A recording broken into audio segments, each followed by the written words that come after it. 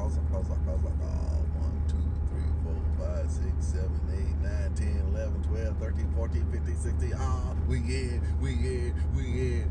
And I have to do that every time, because sometimes this phone, man, it don't act right. It freezes up, say, I can't record or something like that. Something being a little trip. But the day is a beautiful day. The sun is out. It is shining. The day is Saturday, Affirmations Saturday. On Saturdays, all I do is pump in affirmations. Pump them in, get the right words going in, and the right words will come out. My pastor said one time, if I fill a balloon with Kool-Aid and I fill it with lemonade, when I poke it, what's going to come out? The balloon that's got Kool-Aid in it, Kool-Aid going to come out. And the balloon that's got lemonade in it, lemonade would come out. So he was saying, when people get under pressure, no matter what they say they got in them, when the pressure comes, you'll see what comes out. And that's it. That's it. I know that sometimes, I don't use profanity, but I have used profanity. In my younger youth, I thought it was fantastic. So that's still in me. That was a cool thing. Get to a point where you can use profanity openly. You heard your parents use it, and then, but you couldn't use it. But when you get grown, you say, "I'm grown now, man. I do what I want to do." Hang around with that crowd. But when my crowd started, I never was comfortable with it, but I did it. So that was the main thing. I wasn't comfortable with it, but I did it. So what happened was I just stopped using, got to a point where, hey, I ain't gonna be using that no more. I ain't hanging around that crowd anymore. I was hanging around a new crowd. So gotta change the crowd. Sometimes you gotta change the crowd. But anyway, I like this rap music, right? Because that's what I used to do. I used to be a little rapper.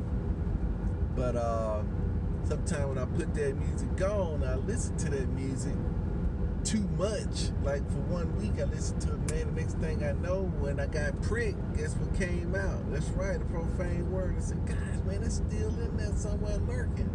And just a week of reviving that or watering that with these words. See what I'm saying? That's why you got to be careful. Everything you listen to affects you. Everything you listen to affects you. So put in the seeds of greatness. Put in the seeds of good affirmations. Keep them handy next to you. Putting them in. That's what I'm telling my nephew and my son. Start putting in these positive attributes, these good things. Man, you know what? That look like some good dirt I might get in on right there, brother. If I had the pickup truck, we'll be all in. But anyway, back to what I was saying. But you see, so that's what happened. You know what I mean? Those words just came out. Because it's already just like this other program. So you got to keep putting in. You can't let up. It's just like weeds. The moment you let up and start cultivating the good stuff, they back. I mean, they just back. It just, you be like, dog, man, once this was established, because the deal is that the weeds grow there anyway. And we come in and we use our intellect, we use our intent to put something better. But the world gonna bring forth of itself. You see what I'm saying? It's gonna bring forth of itself. It's up for us to tame. We've been given dominion over the world, over every created thing. That's right. We got the power. That man hauling some grass off right now and transplanting that grass. Bam, bam, bam. And we talking about transplanting these ideas and routines from one area of life to the other. Let's hook that up. Let's just put that as a small video, maybe. Yeah, maybe. Yeah, but you know what I'm saying. But, gosh, man, I missed my affirmations. I was at a red light. I'm sitting here talking to y'all. Got him sitting right here next to my side, but I was thinking, see. But I'm going to squeeze these affirmations in throughout the whole day. I mean, I have no excuse if I don't read the ones right here. I've already listened to it. My morning routine I kept over there. I'm going to have to exercise tonight. Got off too late last night. Woke up too late this morning. I'm out of greens. I normally drink a energy green shake in the morning, so I'm out of greens now. I'm just drinking straight protein and electrolytes for breakfast. Probably won't have a decent lunch since I didn't bring it, and my boss is providing lunch on Saturdays, so it's probably going to be pizza or sandwiches, some kind of sandwich or something like that. I hope it's sandwiches. I can deal with sandwiches more than I can do with pizza. But who am I to complain, right? It's all good. I'm happy to be on the planet. So those are my gratitudes this morning, which I said while I was still in bed. I did read my Bible verse, which was 2 Kings chapter 2. I think that's what it was. But anyway, I read that the other day. Then I popped in today. And I said, I'm going to read something else. But shoot, I like Kings because I want to kind of condition my mind to all the miracles that are possible for me, to all the resources that are at my disposal, at my beck and call that's waiting. So I wanted to kind of see how it's done for other people. That's what we do, right? To convince ourselves, to persuade ourselves, to internalize. So that's what I did. I flipped through, boom, boom, boom, boom, land on. I said, you know what? I'm trying chapter 2 today. Boom, chapter 2. Man, it's the same thing I read yesterday. I said, it must be something important in it. And it was something important in it. I mean, I read it yesterday. It was about Naaman, the leper. He was a sergeant or captain or something in the army, but he was sick, had leprosy. Boom, and he had took some girl captive, and she was a, slave in his house, a handmaid. She said, you know what? If he was back in Israel, shoot, man, probably kill him in that. So they went to the king, asked for a letter to go to the other king and go ahead and heal him and blah, blah, blah. So he went, took all his money and chariots and gold and cash and went there and wanted, so he could pay for whatever he needed to pay for, do what he never needed to do. Then the man of God told him, boom, man, just go wash it. Man, don't even come in the house, man. I ain't even coming out.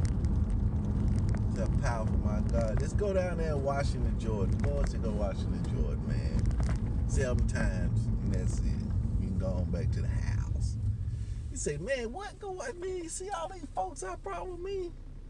All this cheese, all this money, man.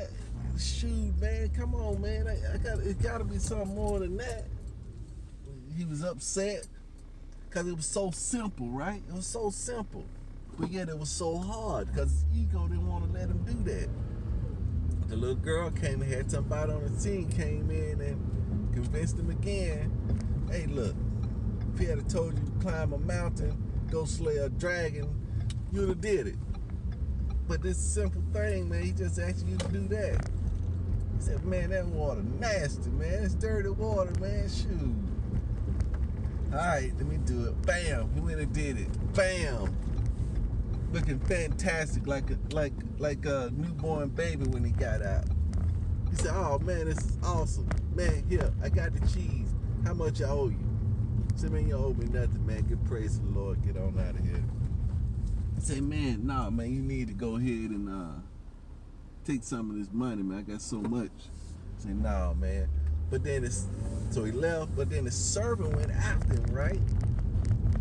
Elisha's servant said, man, I'm finna get some of that money, man. I'm finna get me some of that money, some clothes, man. And told Elijah, yeah, I'm about to say, man, we need some clothes and money for 2 other guys over here. Can we get that? Yeah. Gave it to him, took it home, and hid it. And Elisha said, man, look, man, who are we, man, that we taking money from folks, man, and lying and stuff like that? He said, what you talking about? I said, man, I know, man. God, just, man, I'm the prophet. Man, how you gonna lie to the prophet? that just because you went back and did all that lying and stuff like that, man, I want all that praise to go to the Lord. The leprosy don't be on you, so it was on him. This guy back here. So the leprosy was on him. But Naaman said now, he said, look, man, since I know it's a prophet here, I want to take some of this dirt back home so I can say that I'm worshiping the Lord of Israel. That was it. Powerful lessons right there. You can't pay the Lord. You pay the Lord by helping others, right? And Elisha got his payment from the Lord. That's what Bob Proctor told me one time. He said, man, the universe pay me, the Lord pay me. That's where my resources come from. It's unlimited. And that's where I'm able to do the things that I like. Because I ain't worried about resources. So I think that was powerful. That's powerful. And how the ego can come up. It's just a simple thing. If you can put your ego out of the way, because I can see that, man. You're in front of your whole team or whatever, man. You got to go down there and get naked and get inside this, naked and vulnerable. I don't know if he even took his clothes off. But anyway, he had to go and dip down in that dirty water. And like you were saying, a lot of times people say, man, I did that. Man. I did, man. I got simple stuff like that, man. I almost ran across that before. I almost did some of that, I tried that for a day. But it ain't. It's the whole 9 yards. So, my affirmations, I didn't stop at that light either. So, one of the affirmations saying that I have the magic wallet of the spirit, what it was talking about, that the Lord is my supply.